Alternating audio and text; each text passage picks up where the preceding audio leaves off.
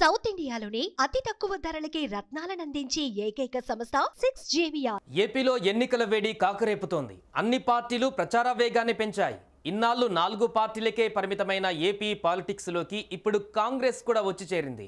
షర్మిల రాకతో కాంగ్రెస్ శ్రేణులు యాక్టివ్ కాగా షర్మిల రాష్ట్రవ్యాప్త పర్యటనలు చేస్తున్నారు. ఎన్నికల ప్రచారంలో విస్తృతంగా పాల్గొంటున్నారు.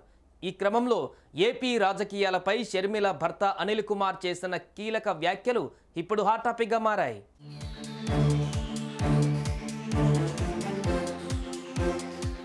డాక్టర్ బిఆర్ అంబేద్కర్ కోనసీమ జిల్లా అమలాపురం మండలం ఇందుపల్లెలో నిర్వహించిన పాస్టర్ల సదస్సులో అంతర్జాతీయ సువార్థికుడు ఏపీసీసీ అధ్యక్షురాలు వైఎస్ షర్మిల భర్త అనిల్ కుమార్ పాల్గొన్నారు. ఈ సందర్భంగా ఆయన చేసిన వ్యాఖ్యలు దుమారం రేపుతున్నాయి. ఏపీ అంతకంతకు అప్పుల పాలవుతుందని, రేపు పుట్టబోయే బిడ్డలపైన అప్పుల భారం పడే పరిస్థితి నెలకొందని విచారం వ్యక్తం చేశారు.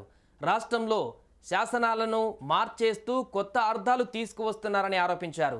శత్రువులందరూ నశించిపోవాలని పేర్కొన్న ఆయన రాష్ట్రంలో ఇలాంటి పరిస్థితి మళ్లీ రాకుండా చూసుకోవాల్సిన బాధ్యత అందరిపైన ఉందని అనిల్ పేర్కొన్నారు. వైఎస్ రాజశేఖర్ రెడ్డి, చంద్రబాబు నాయుడు పాలనలో రాష్ట్రంలో క్రైస్తవులకు ఎలాంటి ఇబ్బందులు రాలేదని బ్రదర్ అనిల్ పేర్కొన్నారు. వైఎస్ బిడ్డే కదా అని జగన్కు అవకాశం ఇస్తే రాష్ట్రంలో క్రైస్తవులు సువార్త సభలు పెట్టుకునే అవకాశం కూడా లేకుండా పోయిందని ఆవేదన వ్యక్తం చేశారు.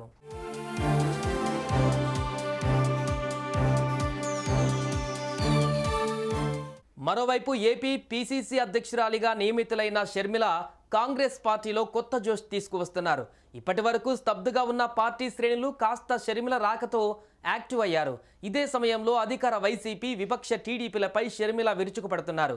ప్రత్యేక హోదా, పోలవరం సహా అనేక అంశాలలో రెండు పార్టీలు బీజేపీతో కలిసి రాష్ట్రానికి అన్యాయం చేశాయని షర్మిల ఆరోపిస్తున్నారు.